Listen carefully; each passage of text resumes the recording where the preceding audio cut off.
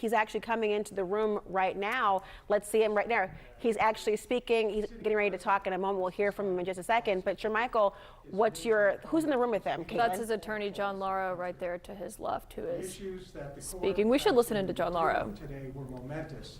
Whether or not a president of the United States could be prosecuted for carrying out his responsibilities, doing his job as president. We can't have a country where every 4 years there's a cycle of political recrimination, where one administration attacks a prior administration, when in fact that candidate is leading in the polls and will be the next president of the United States. As our legal team, as our appellate team made clear, that would be a disaster for our country. That would be a direct attack on democracy, and that cannot happen.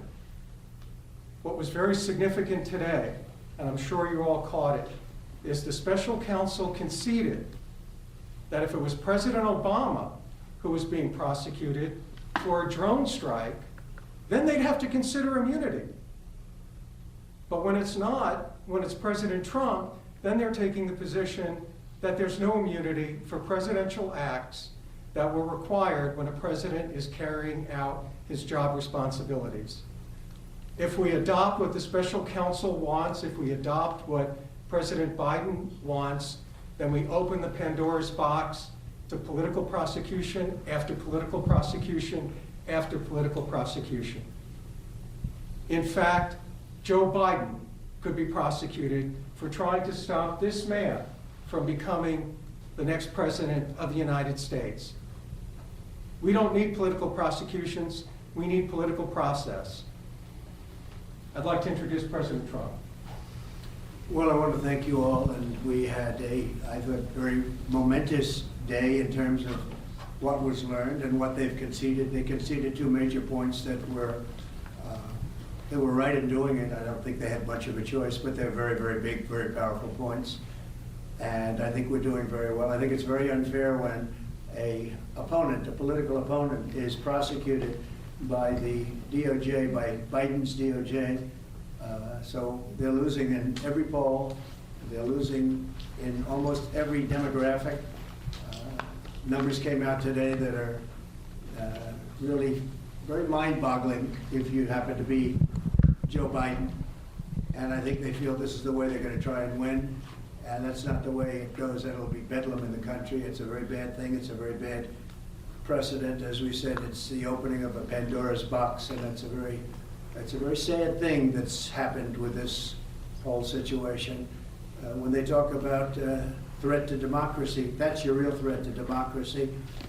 And I feel that as a president, you have to have immunity. Very simple. And if you don't, as an example, if this case were lost on immunity, and I did nothing wrong, absolutely nothing wrong. I'm working for the country, and I worked on very hard on voter fraud, because we have to have free elections. We have to have strong borders. We have to have free elections. Those two things, almost above all. And we found tremendous voter fraud. We have a list of it. We have some findings if you want it. The press doesn't like reporting it, but we found tremendous voter fraud, determinative voter fraud. But we worked on that. That's what I was doing.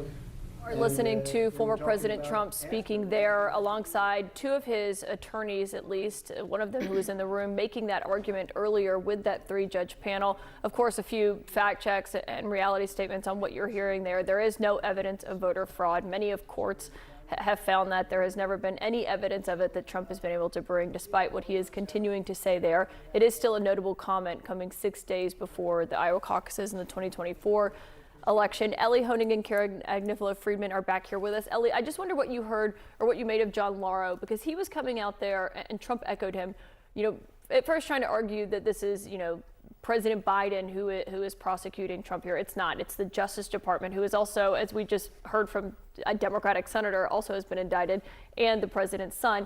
But on the argument itself, their takeaways from what happened inside that courtroom today, what did you make of that? Yeah, so a couple things I think we need to set the record straight on. First of all, Donald Trump just told us that DOJ made these remarkable, sort of shocking concessions. I don't think so. I think DOJ was consistent in their position, which is a former president can be indicted for something that he did that falls outside the scope of the presidency. I don't think they actually gave away anything. I think to the contrary, it was a little bit surprising to hear Donald Trump's lawyers go in there and concede that under certain circumstances, a former president can be prosecuted. We do have to address this point, this constant refrain that this is somehow Joe Biden going after Donald Trump. I mean, just so people understand, you have the president who nominates the attorney general, who's then confirmed by the Senate. The attorney general, Merrick Garland, then put one more layer in and put Jack Smith in office as special counsel. And to be clear, there's no evidence of any communication between any of those folks, particularly Joe Biden. And Bill Barr has agreed that he does not believe the indictment in Washington. He believes that it's a sound legal argument. Right. He does not believe that it's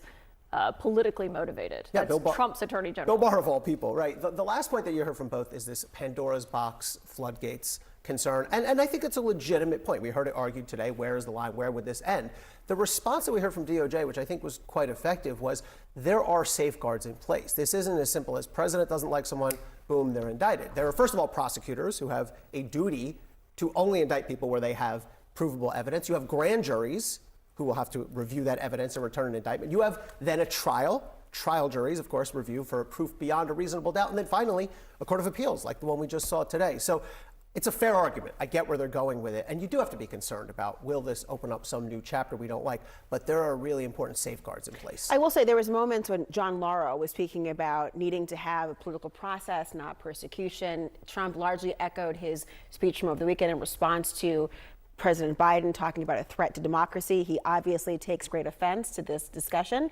But there was a moment when Lauro said, look, every 4 years, we could potentially be seeing a recrimination of a political opponent. The concern is trying to instill the fear that this could happen again unless we put these guardrails up. But what did you make, Karen, of the comparison?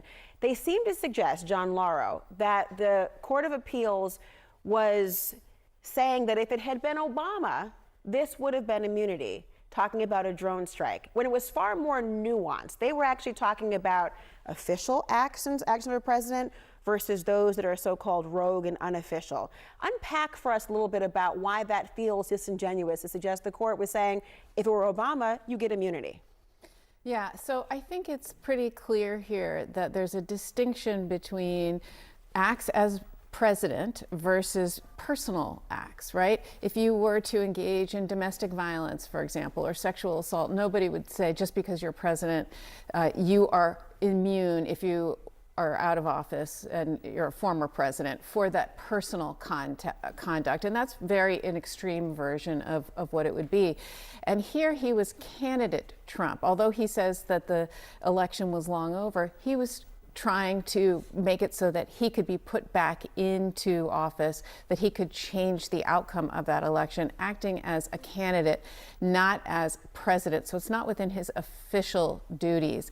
And we distinguish that all the time, right? What you can do as a campaign and a candidate versus even if you're an incumbent, there is a real bright line rule between the two actions. Absolutely, and there are laws in place that specifically separate political conduct from official conduct. The Hatch Act, for example, is one that is often mentioned. When you work for a government employee, I worked for a state government employee when I worked for the Manhattan DA's office, that was also an elected office, and I couldn't have anything to do with his campaign. That would have been totally inappropriate, not in my job description, yet he was able to do that as the candidate. And there was a very clear distinction between what he did as a candidate versus what he did as the elected district attorney and the rest of us as employees there. And I think it's very clear with Donald Trump as well. He was acting as a candidate, not as a president at the time. But the waters are a little bit muddied. And I wonder for everyone sort of listening and thinking about this, you know, we've heard Nixon say if the president does it, it's not illegal. We've all been watching West Wing. I remember that episode when they were like, we can't do this right now. Yes, West Wing. I'm not that old. But this idea of whether what you're doing, if you're the incumbent president, he is saying that, no, I was not just a candidate.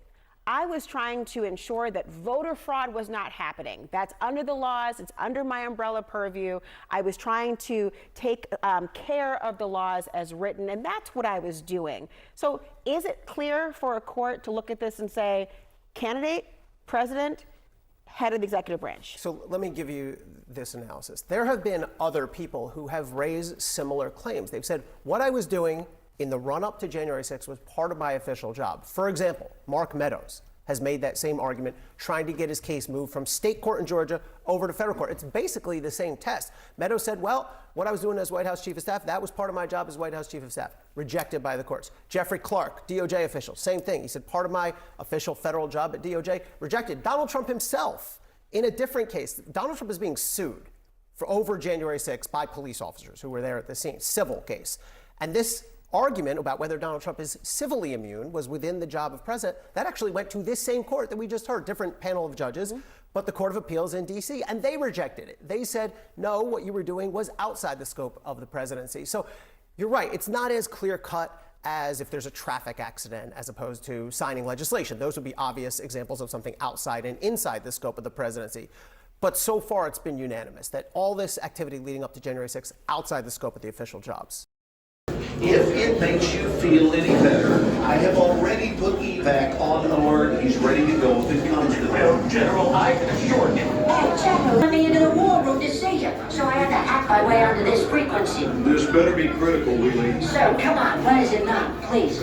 Okay, couple of things. I'm running low on the dough. I was thinking about taking a couple of months sick leave, maybe starting today. And, oh yeah, I intercepted a transmission from Megatron. Then send it through. Yes, sir, right away, sir. And so I'll assume that we're going on the other stuff.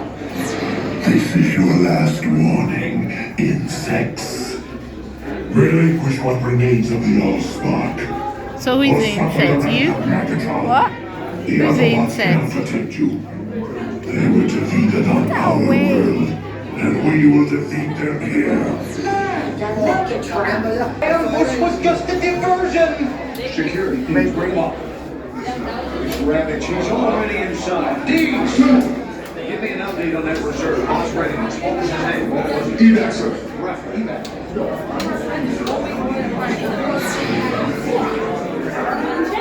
She's right in front.